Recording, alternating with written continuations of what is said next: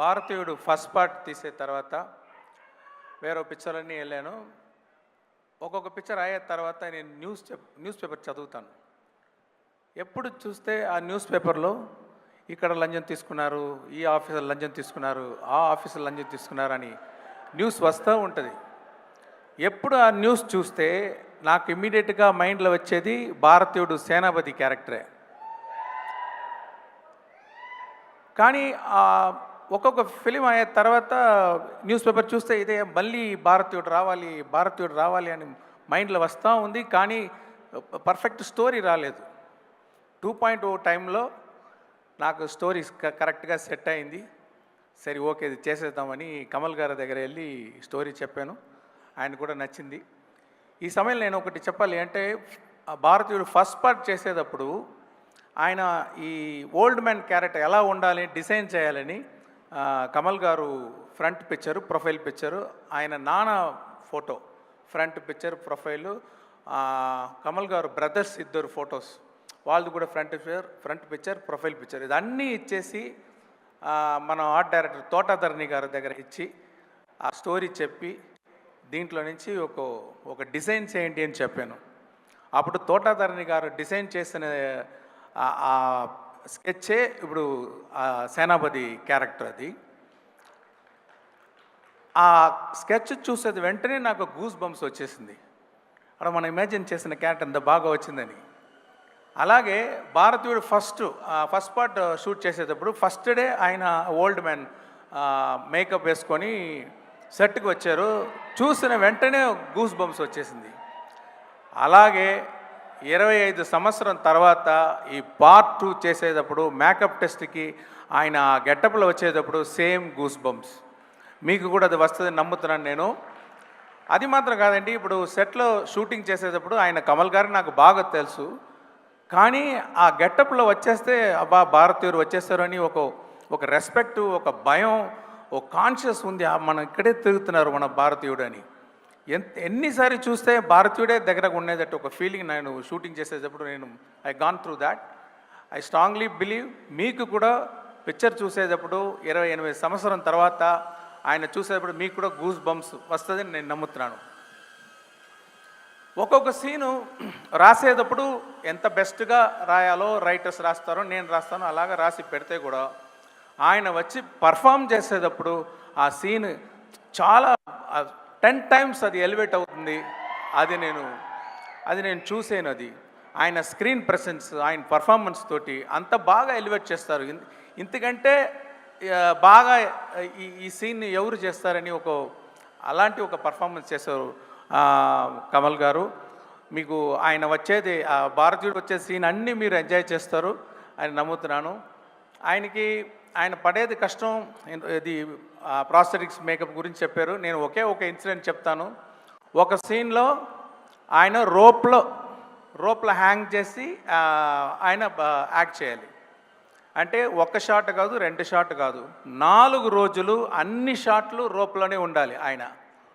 ఈ prosthetic makeup తర్వాత అది స్లో మోషన్లో షూట్ చేసాము. ఆ సీను స్లో మోషన్లో షూట్ చేసాలి. డైలాగ్ ఉంది అంటే అది ఫస్ట్ నాగరాలో రికార్డింగ్ చేసి అది 12 ఫ్రేమ్స్లో ప్లే చేయాలి. ప్లే చేస్తే అది చికి ఫాస్ట్గా ప్లే చేస్తుంది. ఆ ఫాస్ట్ సౌండ్ విని దాన్ని కరెక్ట్గా సింక్ చేసి యాక్ట్ చేయాలి.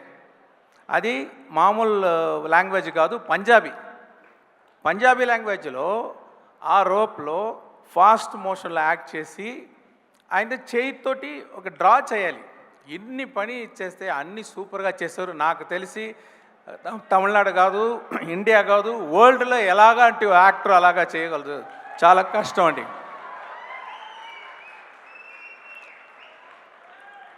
అదే Siddhartha, I'm so proud to introduce him for the film industry.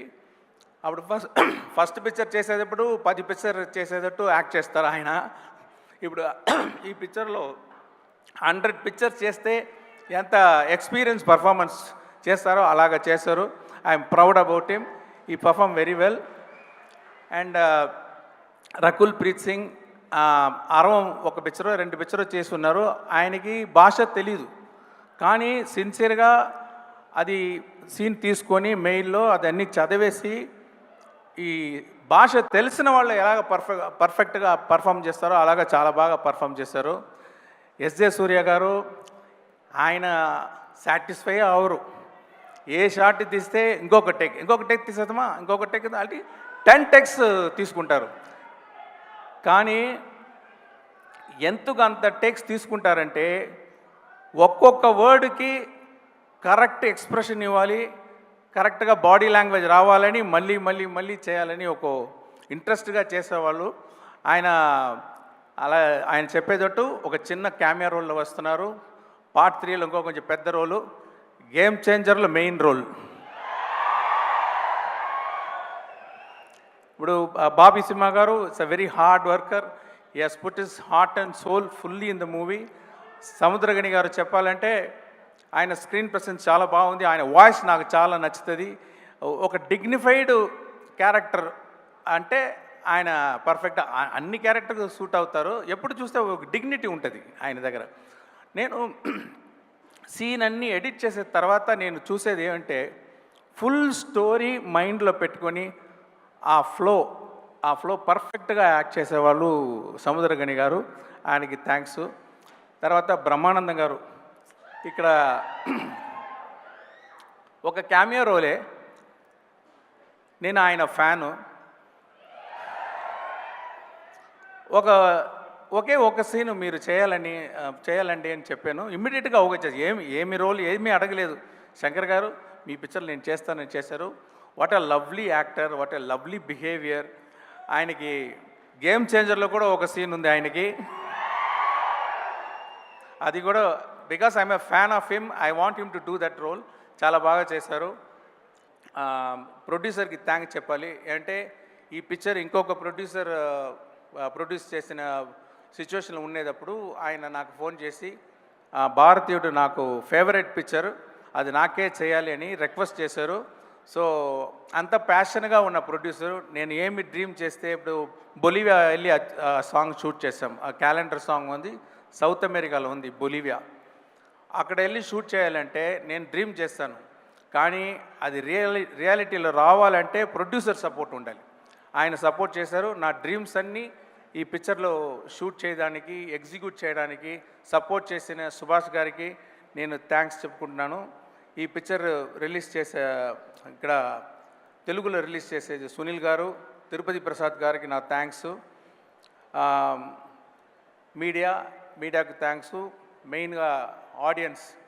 అంటే నేను ఒక్క స్టేట్ పిక్చర్ కూడా గేమ్ చేంజర్ ముందు వరకు నేను చేయలేదు.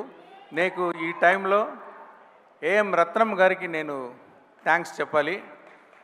అంటే ఆయనే నా ఫస్ట్ పిక్చర్ నుంచి ఒకటి వరకు ఆయనే తెలుగులో డబ్ చేసి నాకు ఇక్కడ చాలా ఫ్యాన్స్ దొరికే అవకాశం ఇచ్చేదానికి ఆయనకి థ్యాంక్స్ చెప్తున్నాను.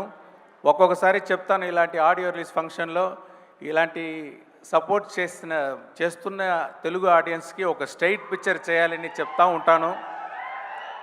ఆ అవకాశం ఇప్పుడు దొరికింది. గేమ్ చేంజర్ చేసి రామ్ చరణ్ పోర్షన్ కంప్లీట్ అయిపోయింది.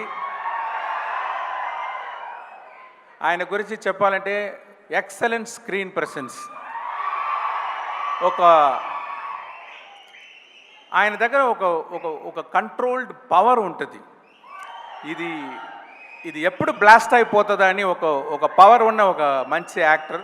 అది మీరు పిక్చర్ చూస్తే మీరు you can understand, you can see that. So I'm very happy to work with Ram Charan. And we have another 10 to 15 days shooting. Then quickly we'll lock the double positive, what you call like film, and it will be ready for the release. Thank you everyone. Thanks for all the technicians who worked in the movie. Thanks for all the actors who worked in the movie. Thank you. Shankar sir, మాకు ఒక doubt. ఒకటేసారి 2 పనులు చేయడమే మాకు చాలా కష్టము. మీరు అలాంటిది 1 కాదు 2 కాదు 3 సినిమాలని ఎలా సార్ హ్యాండిల్ చేశారు? ఆ రోబో చిప్ ఏమైనా మీకు కూడా ఉందా? నాకే తెలీదు. అంటే ఇది సిచ్యువేషన్ అలా వచ్చేసింది. ఎప్పుడు నేను ఒక పిక్చర్ అయ్యే తర్వాత ఇంకొక పిక్చర్ చేస్తాను. ఈ సిచ్యువేషన్లో నేను చేయాలని ఒక ఒక నిర్బంధం వచ్చింది. అది కూడా ఛాలెంజ్గా తీసి నేను చేస్తున్నాను. దానికి మా టీం సపోర్ట్, మా యాక్టర్స్ సపోర్ట్, వీళ్ళు సపోర్ట్ చేసే వల్ల అది చేయగలిగింది. Thanks for my team, thanks for my actors.